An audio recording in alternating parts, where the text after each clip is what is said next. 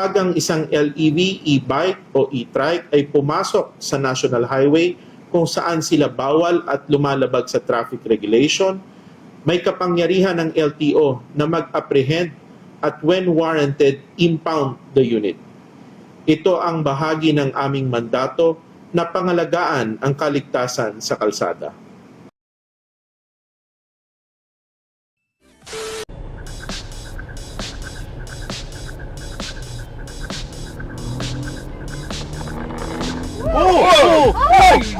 Pulis pa ata, pulis pa. Yari ka.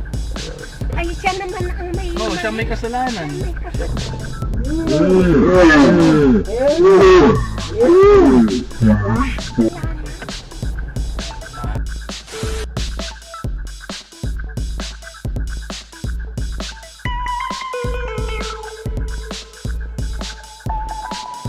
Hoy na!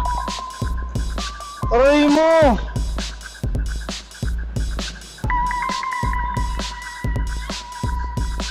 Aray ko!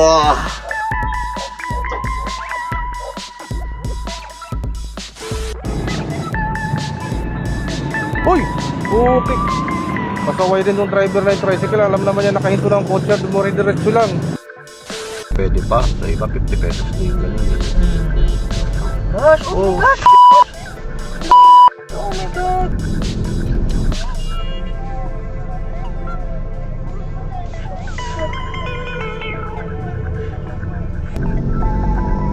It's not been easy for me. It has not been easy for me.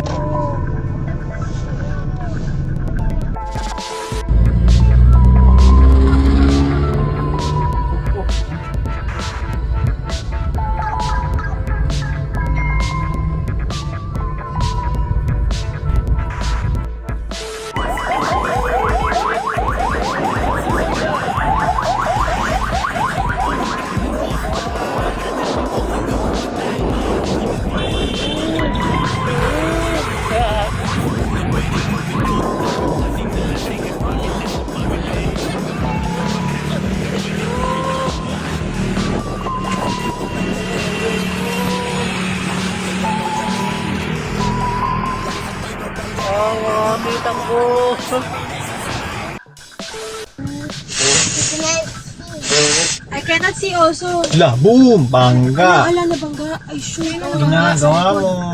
Yun lang. Sino na bangga? Ito. Ginagawa mo. Sumisingit. Puting tayo na lumamay. Kaya nga. Sit down, Ash. Sit down. Mingit. Saktong-sakto si daddy. Nakabukas yung CCTV. Hello. What happened? Madali siya. Ayun o. Sino ba? Yan yung parang E-trike? bike. Ano ba yan? E-bike? Tama ka. Ooh. Nag-away sila. Ayaw natin. Nasa likod. Binagpot.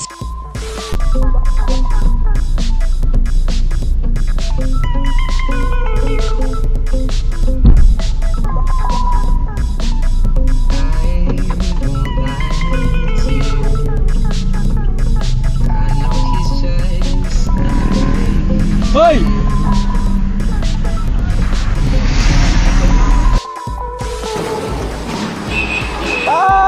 Uy!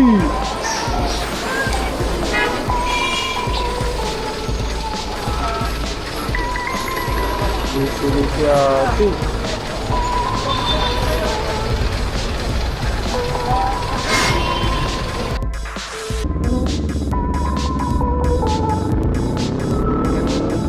Hindi naman magsasabi na rin ang mga ano na ko.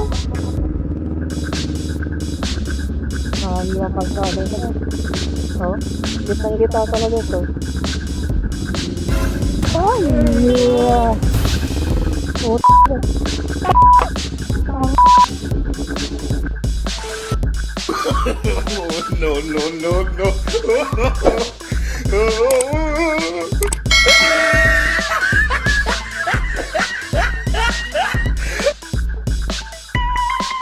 Aray ko.